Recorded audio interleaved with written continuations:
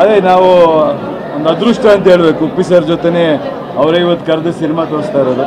ಯಾಕಂದರೆ ಅವ್ರಿಗೆ ಬೆಳಗ್ಗೆ ಫೋನ್ ಮಾಡಿದಾಗಲೂ ಅದೇ ಹೇಳಿದೆ, ನಾವು ಚಿಕ್ಕ ಹುಡುಗರೆಲ್ಲ ಅವ್ರ ಸಿನಿಮಾ ನೋಡ್ಕೊಂಡು ಎಂಜಾಯ್ ಮಾಡ್ಕೊಂಡು ಸಿನಿಮಾಗೆ ಬರಬೇಕು ಅಂತ ಬಂದಂಥವ್ರು. ಸೊ ವೆರಿ ಹ್ಯಾಪಿ ಅವ್ರ ಜೊತೆನೇ ಇವತ್ತು ಕೂತು ಸಿನಿಮಾ ನೋಡೋವಂಥ ಒಂದು ಅದೃಷ್ಟ ಸಿಕ್ಕಿದೆ.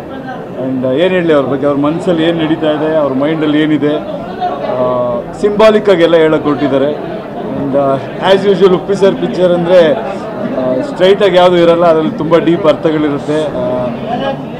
ಸಮಾಜದಲ್ಲಿ ನಡೀತಿರೋ ವಿಷಯಗಳಾಗ್ಬೋದು, ಕಥೆನೇ ಸರಿನೋ ತಪ್ಪೋ ಅನ್ನೋ ಒಂದು ಪ್ರಶ್ನೆನ ಹುಟ್ಟಾಕಿದ್ದಾರೆ. ಯಾವಾಗಲೂ ಅವರು ಹೊಸದಾಗೇನೋ ಒಂದು ಮಾಡ್ತಾ ಇರ್ತಾರಲ್ಲ, ಸೊ ಈ ಕಥೆ ಅನ್ನೋದ್ರಿಂದನೇ ಎಲ್ಲ ಕಾಂಪ್ಲಿಕೇಶನ್ ಶುರುವಾಗಿದೆ ಅನ್ನೋ ಥರ ಪ್ರಾಜೆಕ್ಟ್ ಮಾಡಿದ್ದಾರೆ. ನಿರ್ಮಾಪಕರಿಗೆ ಒಳ್ಳೆಯದಾಗಲಿ. ಆ್ಯಂಡ್ ಆ್ಯಸ್ ಯೂಶ್ವಲ್ ಎಲ್ಲರೂ ತುಂಬ ಚೆನ್ನಾಗಿ ಹೀರೋಯಿನ್ ಆಗ್ಬೋದು, ತುಂಬ ಸಾಕಷ್ಟು ಜನ ಕಲಾವಿದರು, ರವಿಶಂಕರ್ ಅವರಾಗ್ಬೋದು, ಸಾಧು ಕೋಕಿಲಾರ್ ಆಗ್ಬೋದು, ತುಂಬ ಜನ ಟೆಕ್ನಿಷಿಯನ್ಸ್ಗಳು ಒಳ್ಳೆ ಕೆಲಸ ಮಾಡಿದ್ದಾರೆ. ವಿಜುವಲ್ ಕ್ವಾಲಿಟಿ ಬೇರೆ ಇದಿದೆ. So as usual Uppi sir ಅಭಿಮಾನಿಗಳಿಗೆ ಅವ್ರ ತಲೆಗೆ ತುಂಬ ಕೆಲಸ ಕೊಟ್ಟಿದ್ದಾರೆ ಅಂತ ಹೇಳ್ಬೋದು.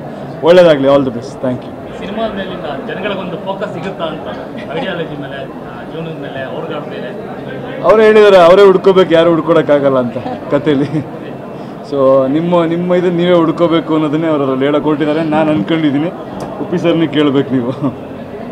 ಜೊತೆಗೆ ಹೊರತುಪಡಿಸ್ಬೋದು ಜನವರಿ 8ಕ್ಕೆ ಈಗ ಈ ಸಿನಿಮಾದ ಮೇಲೆ ಮಾಡಿ. ಒಳ್ಳೆಯದಾಗಿ, ಥ್ಯಾಂಕ್ ಯು. ಅದು ನಿಮ್ಮ ಎಲ್ರಿಗೂ ನಮಸ್ಕಾರ. ಉಪ್ಪಿ ಸರ್ನ ಪರದೆ ಮೇಲೆ ನೋಡೋದೇ ಒಂದು ಟ್ರೀಟ್. ಅದರಲ್ಲೂ ಅವ್ರ ಡಿರೆಕ್ಷನ್ ಇಷ್ಟು ವರ್ಷದ ನಂತರ ಅಂದರೆ it is a double treat. ತುಂಬ ಯಶ್ ಅವ್ರು ಹೇಳ್ದಂಗೆ ಈಸ್ ವೆರಿ ಇಂಟೆಲಿಜೆಂಟ್ಲಿ ಈ ಫಿಲ್ಮ್ ಮಾಡಿದ್ದಾರೆ. ಆ್ಯಂಡ್ ಎಲ್ಲ ಪಾತ್ರಗಳು ತುಂಬ ಚೆನ್ನಾಗಿ ಮೂಡಿ ಬಂದಿದೆ. They look very nice. Performance ಕೂಡ ನಮಗೆ ಒಂದು ಟ್ರೀಟ್ ಥರ. ಆ್ಯಂಡ್ ಒಂದು ಕಥೆಗಿಂತ ಒಂದು ಯೋಚನೆ ಮಾಡುವಂಥ ವಿಷಯಗಳು ತುಂಬ ಸಾಕಷ್ಟಿದೆ ಈ ಸಿನಿಮಾದಲ್ಲಿ. ಸೊ ನಾವಂತೂ ಎಂಜಾಯ್ ಮಾಡಿದ್ವಿ. And good luck to every one.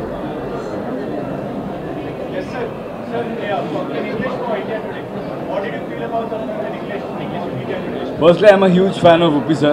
So he's been a huge inspiration for many actors in Karnataka, and I think a lot of technicians have always been inspired by him, and it's somebody who we look up to, and he's been inspiring us every now and then, and now he's come with a new film. As usual, he has come with something very unique. It's never about just making another cinema for entertainment. He always comes up with some deep hidden meaning and philosophical things he tries to narrate in this film.